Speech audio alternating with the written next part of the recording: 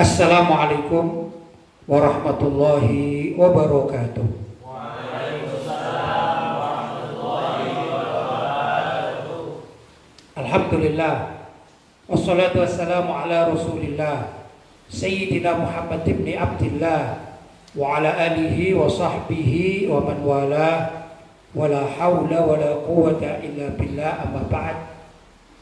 Ikhwani rahimakumullah, malam hari ini kita akan melanjutkan majlis taklim kita di tempat yang sangat mulia ini, Pesantren Ribat Al-Murtadha Singosari Malang, di saat hujan gerimis.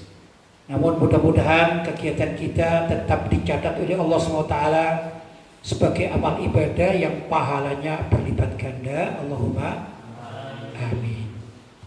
Seperti kemarin juga, kita akan membahas tentang masalah keislaman dan juga terkait dengan kehidupan kita sehari-hari. Untuk kali ini kita akan membahas satu tema dari salah satu karya tulis saya, yaitu Islam harus lebih dicintai daripada apapun di dunia ini. Ini satu artikel yang lama saya tulis ya, tapi insya Allah masih relevan untuk kehidupan kita sehari-hari. Tentunya dengan membaca serta membahas tema ini, mudah-mudahan rasa cinta kita kepada Islam semakin tulus, semakin meningkat, sehingga menyebabkan Allah mencintai kita dan Nabi Muhammad SAW bangga dengan kita sebagai umat Islam. Karena di dalam Al-Quran dikatakan faqul syahadu bi anna muslimun, katakanlah bi anna muslimun, bahwa kami ini termasuk orang-orang muslim yang berserah diri kepada Allah Subhanahu wa ta'ala. Jadi jangan malu dikatakan kami umat Islam, jangan malu, karena itu perintah Al-Quran. Dan itu saya persilakan Ustaz Burhanuddin untuk membacanya. Bismillahirrahmanirrahim. Alhamdulillahi rabbil alamin. Wassalatu wassalamu ala ashrafil anbiya wal mursalin Sayyidina Muhammadin wa ala alihi wa sahbihi ajma'in, amma ba'd. Islam harus lebih dicintai dari apapun di dunia ini. Karya Kiai Haji Lutfi Basari. Sayyidina Anas bin Malik radhiyallahu anhu menceritakan bahwa pernah ada seorang laki-laki meminta kambing kepada Rasulullah sallallahu alaihi wasallam sebanyak di antara dua gunung, dan beliau Nabi Muhammad sallallahu alaihi wasallam memenuhinya. Setelah itu laki-laki tersebut kembali kepada kaumnya dan berseru, "Masuklah kalian semua ke dalam Islam. Sungguh Muhammad telah memberiku sesuatu yang amat banyak sekali tanpa ia takut menjadi miskin." Lalu Sayyidina Anas radhiyallahu anhu berkomentar, "Jika seseorang masuk Islam hanya karena menginginkan dunia, maka bukan Islam namanya. Islam harus lebih dicintai daripada dunia dan seisinya." Ya, ini terkait dengan cinta dunia atau cinta akhirat ini ya. Jadi sebagaimana di dalam hadis tadi, dulu ada orang yang belum masuk Islam semula ya. Sebagaimana ya umumnya mereka didakwai oleh Nabi Muhammad SAW agar masuk Islam. Tapi orang ini memberi syarat. Ya intinya, kalau aku masuk Islam tapi dengan syarat aku minta harta. Harta saat itu namanya kambing ya. Jadi di zaman dahulu kala, di zaman Nabi Muhammad SAW, identitas kekayaan itu ada beberapa macam ya. Kalau sekarang saya katakan identitas kekayaan, orang itu punya rumah misalnya 2, 3, 4, atau rumahnya bertingkat, ya. Nah, atau juga punya mobil, ya, punya mobilnya 1, 2, 3, 4, atau mobilnya yang mereknya luar biasa, Alphard atau dan lain sebagainya, ya. Itu zaman dahulu, zaman sekarang hitungannya begitu. Atau mempunyai tanah-tanah yang banyak, atau juga mungkin orang mempunyai simpanan uang di bank atau di brankas dan sebagainya, itu tanda kekayaan. Tapi kalau zaman dahulu kala, yang namanya tanda kekayaan seseorang itu adalah Mawasi, memiliki mawasi. Apa mawasi itu? Hewan ternak. Jadi orang kaya atau juga bustan, basatin. Orang kaya itu kalau memiliki tanaman kurma, misalnya berapa banyak kebun kurmanya, atau berapa banyak kambing yang dimilikinya, atau berapa banyak onta yang dimilikinya, begitu. Itu status kekayaan. Karena itu, tatkala ada orang yang minta syarat kepada Nabi akan masuk Islam, mau asalkan diberi harta, maka mereka orang ini minta kambing, dan minta kambingnya bukan cuma 1-2 ya, tapi minta di antara 2 bukit ya, ada dipenuhi oleh Nabi Muhammad SAW. Luar biasa. Nah, orang tersebut ternyata mempunyai pemikiran, orang kalau masuk Islam maka akan diberi segalanya atau diberi harta. Maka dia pulang kampung lah ke kaumnya dan memberitahu, kaumku, kalian masuk Islam saja dan kalian minta kepada Rasulullah agar kalian diberi harta yang banyak. Kurang lebih begitu. Nah, akhirnya itu terdengar oleh salah seorang sahabat yang namanya Sayyidina Anas bin Malik radhiyallahu taala anhu, sehingga beliau berkomentar terhadap peristiwa ini. Dikatakan jika seorang masuk Islam hanya karena menginginkan dunia, nah, itu bukan Islam namanya. Ya enggak? Hanya Islam KTP ya, kalau sekarang dikatakan apa? Islam KTP ya. Tapi yang namanya orang masuk Islam itu harus mencintai Islam daripada apapun, termasuk daripada dunia dan seisinya. Maksudnya harta kekayaan, kepemilikan dan lain sebagainya. Bahkan juga jabatan harus ditinggalkan bila mana ini berselisih dengan urusan keislaman. Apabila ya, ada suatu permasalahan antara Islam atau dakwah Islamiyah dengan suatu jabatan atau kepemilikan terhadap suatu benda, hendaklah Islam yang didulukan. Itu demikian semestinya. Lanjut, Ustaz. Zaman sekarang sudah banyak yang lebih mendahulukan mencari harta daripada mementingkan kelestarian ajaran agama Islam. Bahkan telah banyak dari kalangan umat Islam sendiri yang menjadikan identitas Islam untuk mencari dan meraup keuntungan duniawi semata. Na'udzubillah, kalau zaman sekarang ini kita melihat sendiri ya, banyak umat Islam itu yang mementingkan kehidupan dunia. Jadi ya, saya pernah membaca dan mencermati.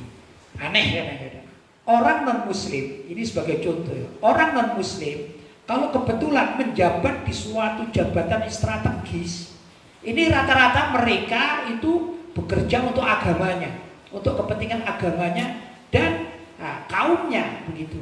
Tapi begitu umat Islam menjabat suatu jabatan yang penting, ini agamanya dilupakan.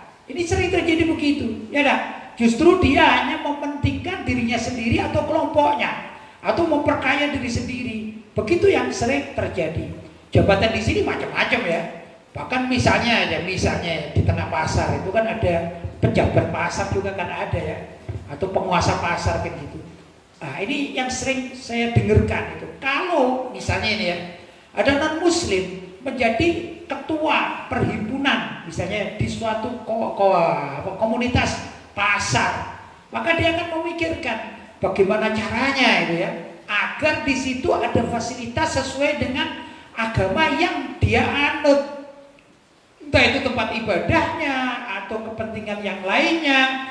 Andai kata ada harus memungut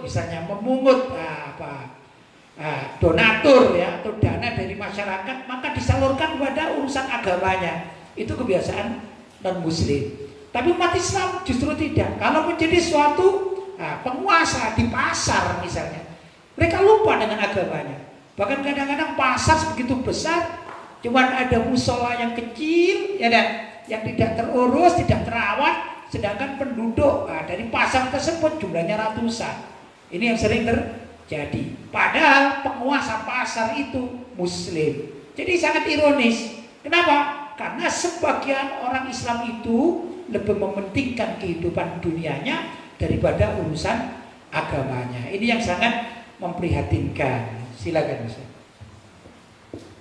Seperti adanya orang-orang yang sengaja menjual Islam untuk mencari kedudukan dan jabatan serta kekuasaan, atau sengaja menjual alma mater keislaman untuk mencari kekayaan, entah itu dengan mengejar bangunan gedung-gedung bertingkat, mobil mewah, rumah megah, atau mengincar lahan besar, atau mengincar lahan basah hingga memudahkan dirinya menguasai harta yang bukan menjadi haknya. Maka apa yang diutarakan oleh Sayyidina Anas radhiyallahu anhu di atas saat ini benar-benar telah terjadi di sekitar kita. Ya, sesuai dengan sabda Nabi Muhammad SAW, ya. Hubbud dunya ra'su kulli khati'atin. Cinta dunia itu adalah pangkal dari kesalahan. Jadi biasanya orang salah itu karena dalam bab ini tentu ya, karena dia lebih mencintai dunianya daripada ukhrawinya atau akhiratnya. Lebih senang dengan kehidupan hura-hura keduniaannya daripada memikirkan kemaslahatan dan kelestarian agamanya.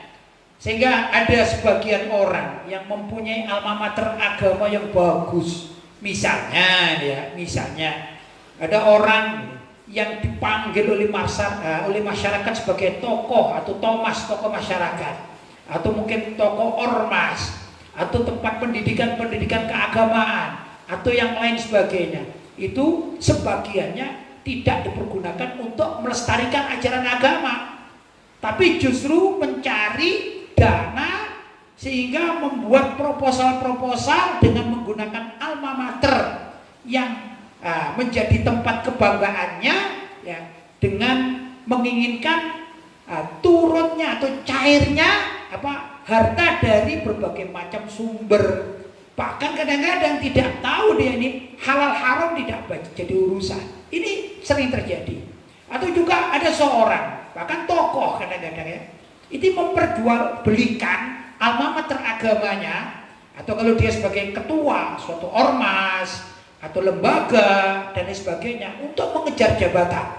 Ya, kalau mengejar jabatan kemudian jabatan itu dipergunakan untuk kemaslahatan agama itu masih mending. Tapi sebagian tidak demikian. Begitu dia mendapatkan jabatan tertinggi, apa yang terjadi pada berikutnya? Ternyata dia seorang koruptor. Pernah dengar tidak demikian? Dari suatu ormas, ya, suatu tokoh atau ormas ya. Tokoh ormas kemudian dengan keormasan, ormas Islam loh ini ya saya katakan ya. Dari keormasan Islam itu dia mempunyai alma mater yang layak untuk dijual dalam kutip. Sehingga dia mendapatkan suatu jabatan atau juga dana dan lain sebagainya. Tapi apa yang terjadi? Begitu bergulir dia menjalankan jabatan yang dia miliki dari hasil jual beli nama keormasan, tiba-tiba tersandung urusan korupsi. Ini kan lucu, ini kan unik gini ya. Dia tokoh Islam misalnya, tapi terlibat korupsi. Apakah korupsi itu ajaran Islam? Sama sekali tidak. Ini berarti apa? Termasuk orang-orang yang menjual agamanya untuk mendapatkan jabatan.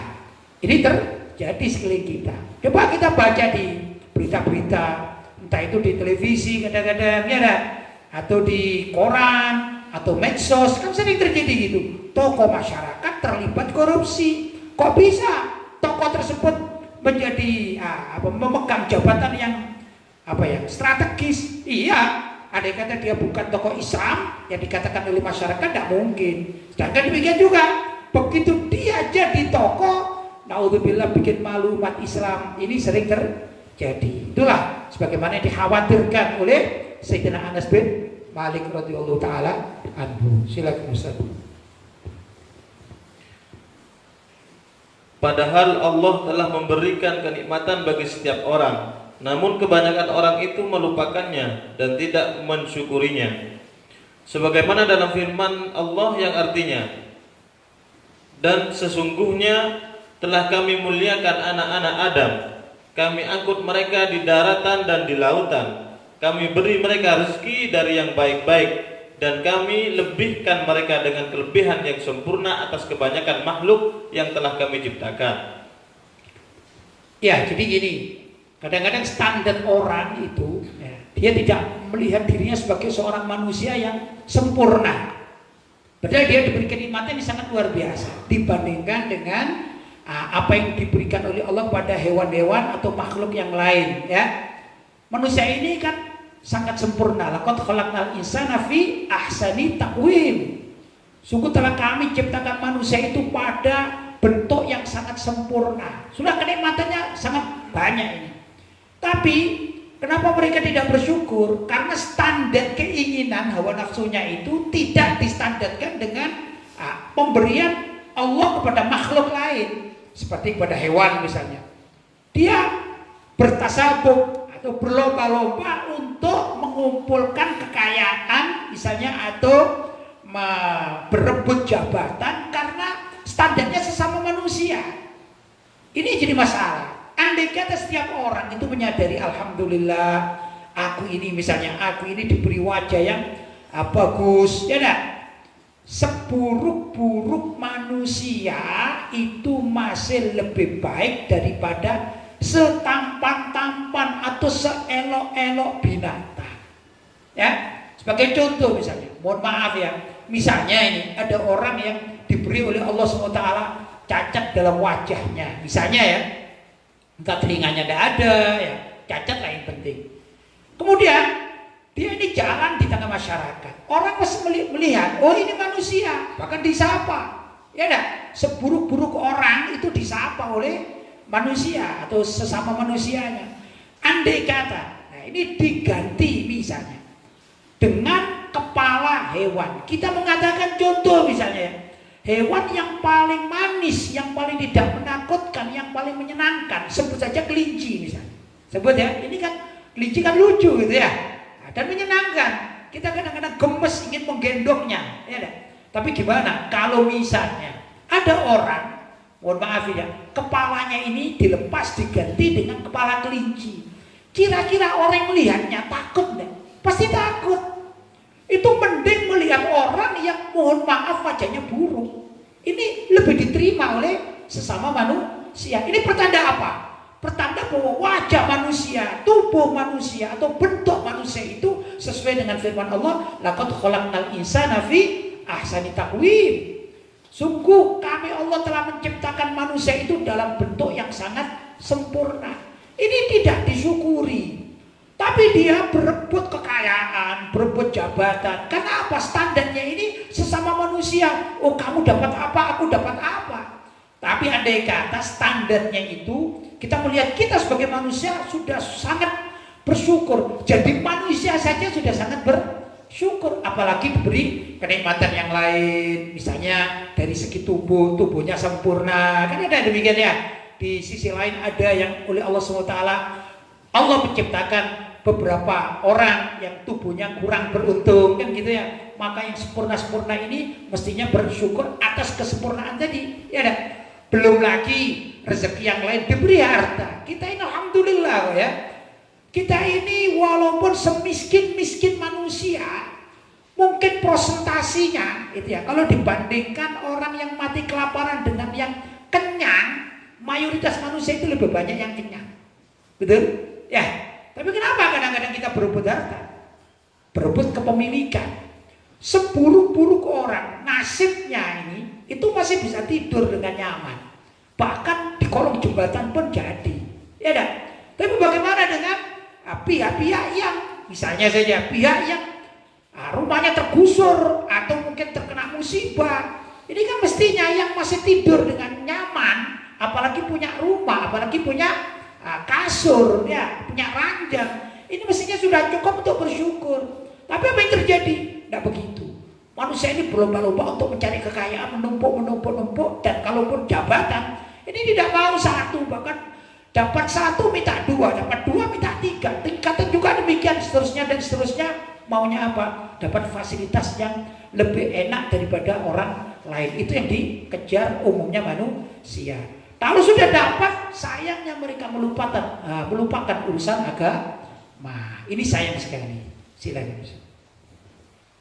Andai kata setiap umat Islam menyadari bahwa urusan agama itu seharusnya dinomorsatukan, tentu mereka akan mendapatkan kenikmatan hati jauh yang lebih baik daripada hanya sekedar mengejar kenikmatan duniawi. Ya, maksudnya kenikmatan agama yaitu bagaimana seseorang bisa melestarikan ya agama yang telah diturunkan oleh Allah kepada umat manusia itu agama Islam. Dia menyadari kalau aku berjuang untuk Islam, maka aku akan diberi oleh Allah kenikmatan-kenikmatan baik di dunia apalagi di akhirat nanti.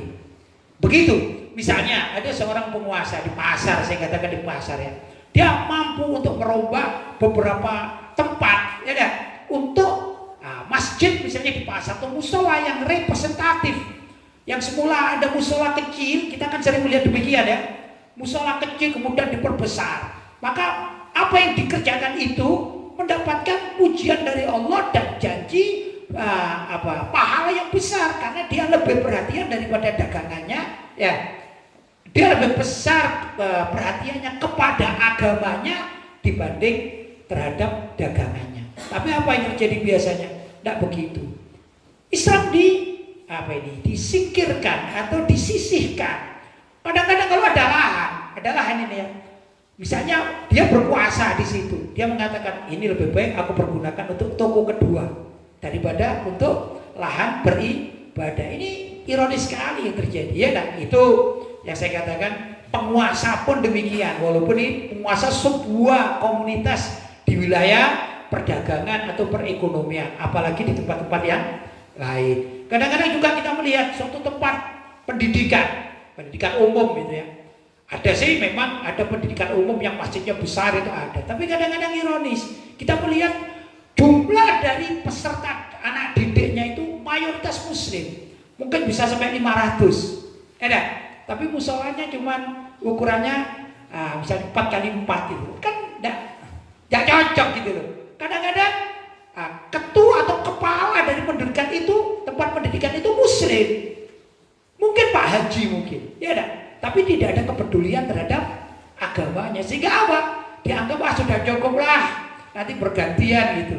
Andai kata ada orang yang berpikiran Islam itu lebih dahulukan, di situ ada beberapa kelas misalnya, kelas ini aku kosongkan ya, ada 2 kelas yang semula cuman hitungan dari lokasi tempat sholat 4x4 aku jadikan 10x10 misalnya. Ini namanya perhatian lebih terhadap agama. Maka orang yang berpikir demikian insya Allah dijaga oleh Allah keimanannya dan akan diberi rezeki yang baik, minimal hatinya ini kaya. Kalau orang sudah kaya hati, maka segala urusan dunia ini menjadi kecil dan dia akan senantiasa bersyukur pada Allah Subhanahu wa taala. Silakan Ustaz. Sayyidina Abu Bakar As-Siddiq berkata, orang yang telah mencicipi kesucian cinta kepada Allah niscaya akan melalaikannya kehidupan duniawi dan membuatnya tidak nyaman bergaul dengan semua orang. Ya, kata Sayyidina Abu Bakar As-Siddiq ya, orang yang telah mencicipi kesucian cinta kepada Allah, kepada agamanya, ya dah, sudah menikmati, dia menikmati kehidupan beragama dengan sangat tulus. Ini biasanya dia lupa terhadap kehidupan dunia. Itu begitu. Ya. Dan kalau sudah demikian, dia akan nyaman bergaul dengan orang-orang yang ahli agama. Tapi dengan masyarakat umum dia akan menyendiri, namanya khalwat. Ya dah. Itu kenapa? Karena terdorong oleh rasa cinta kepada Allah dan melihat kehidupan yang sedemikian rupa tadi saya terangkan, ya dah. Berebut sana, berebut sini, berebut harta, berebut kedudukan. Akhirnya orang tersebut lebih memilih hidup menyendiri untuk apa? Untuk senantiasa berhubungan dengan Allah SWT dalam ibadahnya, atau andai kata berhubungan dengan masyarakat dia milih, ini tempat pengajian, ini tempat zikir, ini tempat ibadah, itu yang dikunjungi. Secara umum tidak begitu. Maka maksudnya secara umum, tempat secara umum tidak akan dikunjungi sama dirinya. Tatkala ditanya gitu, gimana dengan makanmu? Kamu apa tidak bekerja? Aku bekerja ala adanya. Tapi subhanallah, orang demikian biasanya Allah justru mengirim kenikmatan-kenikmatan dunia yang sekira orang tersebut tidak menyangka-nyangka. Itu rezekinya datang saja dari mana-mana, yang Allah SWT mengatur semua itu. Ini katanya Sayyidina Abu Bakar As-Siddiq radhiyallahu taala anhu. Silakan. Tentunya yang dimaksud mencintai Allah Subhanahu wa taala juga mencintai dan meneladani Rasulullah sallallahu alaihi wasallam dengan cara mengikuti ajaran syariat yang telah beliau sallallahu alaihi wasallam ajarkan selama ini, sesuai firman Allah Subhanahu wa taala yang artinya, katakanlah kepada mereka wahai Muhammad, jika kalian benar-benar mencintai Allah, ikutilah aku. niscaya Allah akan mengasihi dan mengampuni dosa-dosa kalian. Allah Maha Pengampun lagi Maha Penyayang. Ya, yang maksud cinta kepada Allah juga tentu cinta kepada Nabi Muhammad Shallallahu Alaihi Wasallam. Karena apa? Karena Allah menurunkan syariatnya itu melewati Nabi Muhammad Shallallahu Alaihi Wasallam. Beliaulah yang mengajar kepada umat, ya. Maka apapun yang dilakukan oleh Nabi Muhammad Shallallahu Alaihi Wasallam kita ikuti. Maksudnya kita mengikuti tidak harus tekstual begitu ya. Tapi kita juga bagaimana pendapat para ulama salaf di dalam ijtihad mereka untuk memahami ajaran Nabi Muhammad Shallallahu Alaihi Wasallam, atau lebih mudah dikatakan ajaran Al-Quran dan As-Sunnah itu diterjemahkan dengan pendapat atau oleh pendapat para ulama salaf, sehingga kita lurus di dalam bersyariat. Lah, mengikuti Nabi Muhammad ini perintah Allah. Tadi juga disebutkan dalam ayat Bismillahirrahmanirrahim, Qul in kuntum tuhibbunallaha fattabi'uni yuhibbukumullah wa yaghfir lakum dzunubakum wallahu ghafurur rahim. Yang artinya katakanlah kepada mereka, kepada umat ini ya, hai Nabi Muhammad, jika kalian benar-benar mencintai Allah, hai kalian umat Islam khususnya, kalau kalian mengatakan cinta kepada Allah, fattabi'uni, maka ikutilah aku. Tata cara Nabi beribadah, tata cara Nabi bermasyarakat, tata cara Nabi hidup. Lah bagaimana itu? Bisa dilihat dari sejarah-sejarah Nabi. Ada Syama'ilur Rasul ya, yaitu sifat-sifat Nabi Shallallahu Alaihi Wasallam, baik itu khalqiyah maupun khuluqiyah. Secara orang sekarang mengatakan baik itu secara body maupun budi. Nah, bagaimana? Kita mempelajarinya. Kemudian kita mengikuti, kita terapkan sesuai dengan apa yang kita mampu di dalam bab itu ya, yang diperkenankan oleh syariat. Kita pelajari semua kehidupan Nabi. Kemudian dalam berumah tangga, bagaimana cara Nabi berumah tangga, bagaimana dengan istri-istrinya, bagaimana dengan pakaian Nabi, bagaimana pakaian istri-istrinya, bagaimana pakaian putri Nabi, dan lain sebagainya. Bagaimana tata cara Nabi makan, bagaimana tata cara Nabi meletakkan masalah rumah tangganya atau memposisikan rumah tangganya di tengah masyarakat. Ya, ini semua perlu kita pelajari. Fattabi'uni, ikutilah aku dalam segala hal. Kemudian bagaimana tata cara Nabi untuk bermasyarakat secara umum. Bagaimana tatkala Nabi Shallallahu Alaihi Wasallam bernegara di Madinah, yaitu negara pertama kali, negara Islam pertama kali di dunia adalah negara Madinah, yang Nabi menerapkan namanya Mitsaqul Madinah, piagam Madinah. Di situ Nabi dalam klausul-klausulnya itu atau pasal-pasalnya itu menerapkan syariat Islam. Ya, misalnya orang mencuri potong tangan, kan sebenarnya itu begitu. Pernah Nabi juga merajam orang kan ya. Ini semuanya perlu dipelajari. Setelah itu dipraktekkan dalam kehidupan bernegara. Jadi bernegara itu ada tuntunannya, bermasyarakat ada tuntunannya, berkelompok ada tuntunannya, berumah tangga ada tuntunannya, bahkan kehidupan pribadi pun ada tuntunannya. Itu fattabi'uni, hendaklah kalian ikuti aku. Ini standar umat Islam. Kalau kalian mengikuti aku, kurang lebih begitu, yuhibbukumullah, maka Allah akan mencintai kalian. Jadi kalau kalian mendakwakan diri aku pencinta Allah, maka adalah Allah itu mencintai diri kalian. Caranya gimana? Dengan cara kita mengikuti kehidupan Rasulullah Shallallahu Alaihi Wasallam. Kalau kita bisa itu, maka ya wa yaghfir lakum dzunubakum, Allah akan mengampuni dosa-dosa kalian. Wallahu ghafurur rahim, dan Allah itu Maha Pengampun lagi Maha Penyayang. Rasulullah Shallallahu Alaihi Wasallam bersabda, tidaklah beriman secara sempurna salah seorang dari kalian sehingga aku lebih ia cintai daripada orang tuanya, anaknya, dan segenap manusia.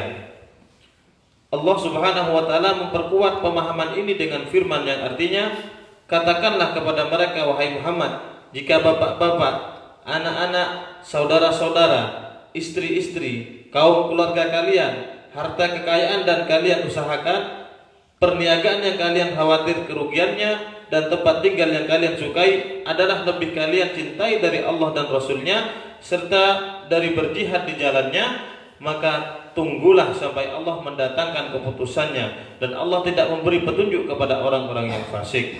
Ya, jadi begini, ada dua masalah ini. Pertama, Rasulullah Shallallahu Alaihi Wasallam mensyaratkan ya, tidak beriman secara sempurna salah seorang dari kalian sehingga aku, maksudnya Nabi Muhammad SAW itu lebih dicintai daripada orang tuanya, anaknya dan segenap manusia.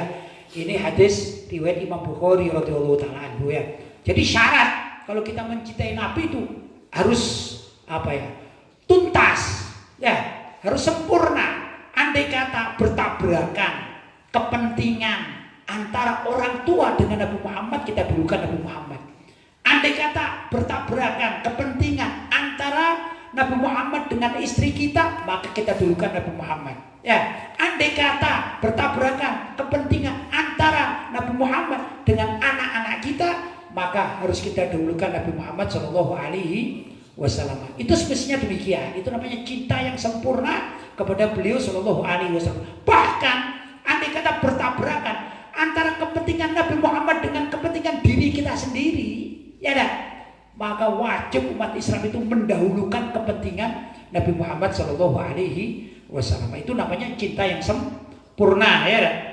Dan di dalam firman Allah SWT ini dikatakan gini ya, kalau kalian masih lebih mencintai bapak-bapak kalian, anak-anak kalian, istri-istri kalian, harta benda kalian, segala apa yang jadi milik kalian, kalau itu yang lebih kalian cintai ya daripada Allah dan daripada Nabi Muhammad SAW, maksudnya kalau kalian menyepelekan cinta kalian kepada Allah dan menyepelekan cinta kalian kepada Nabi Muhammad, tapi kalian memilih harta kalian, kepemilikan kalian, orang tua kalian, sanak famili kalian, istri kalian, anak-anak kalian, keturunan-keturunan kalian, kalau itu maka sebenarnya kata Allah SWT, ini Allah akan mendatangkan keputusan yang berat, yaitu siksa, dan orang semacam itu dihukumi sebagai orang-orang fasik, yaitu pendosa yang besar di hadapan Allah Subhanahu wa taala. Murka Allah, ya. Jadi kalau kita mendahulukan kepentingan kita,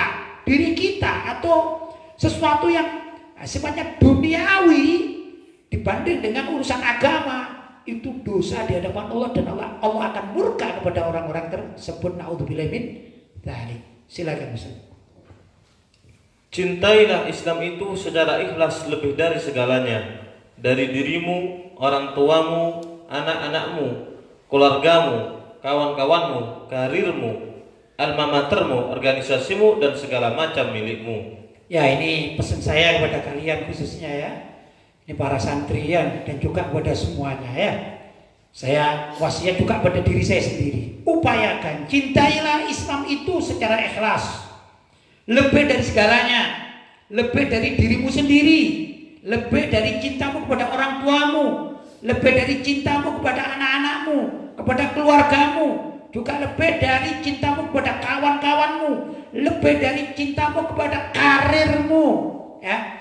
Dan juga lebih kamu cintai Islam itu daripada alma matermu. Tahu alma mater ya? Nah, itu misalnya lembaga atau kalian di pesantren ini ya, pesantren namanya alma mater. Kalian santri mana? Ribat Al-Murtadha itu namanya alma mater, ya dah. Atau organisasimu, organisasi kan banyak di dunia ini, banyak organisasi. Kadang-kadang orang lebih mencintai organisasinya daripada mencintai Allah dan Rasulnya, mendahulukan organisasinya daripada aturan syariat Allah dan Rasulnya atau syariat Islam. Ini salah besar. Dan segala macam milikmu, termasuk juga pada diri sendiri, pada apa saja yang dimiliki, kalau yang benar itu tinggalkan. Nah, apa yang kita miliki itu bila mana bertentangan dengan rasa cinta kita kepada Allah Subhanahu wa taala, bila mana bertentangan. Sekali lagi ya, maka itu dahulukan cinta kita kepada Allah, dahulukan cinta kita kepada Rasulullah, dahulukan cinta kita kepada Islam, dahulukan cinta kita kepada syariat, aturan yang telah tulis atau diturunkan oleh Allah kepada umat Islam, pada kita semua, daripada kepemilikan kita semua secara pribadi, keluarga, handai taulan, atau perkumpulan-perkumpulan yang ada. Mungkin itu ya yang lebih mudah dipahami. Jelas ya? Ya ikhwan, mudah-mudahan apa yang tadi kita baca bersama-sama bisa menggugah hati kita, sehingga mulai detik ini kita belajar untuk mencintai Allah dengan setulus hati, mencintai Rasulullah dengan seikhlas mungkin, dan juga mencintai Islam dengan penuh bangga, dan penuh dengan pengorbanan, lebih dari segalanya dan lebih daripada diri kita sendiri, lebih dari apa yang kita miliki, baik itu berupa sanak keluarga maupun harta benda. Mudah-mudahan dengan demikian kita dijadikan orang-orang yang dicintai oleh Allah dan disayangi oleh baginda Nabi Muhammad sallallahu alaihi wasallam. Ya ikhwan, barangkali itu ya pelajaran malam hari ini dapat saya sampaikan, mudah-mudahan ada manfaatnya. Hadza ma aqulu lakum wal afu minkum. Wassalamualaikum warahmatullahi wabarakatuh.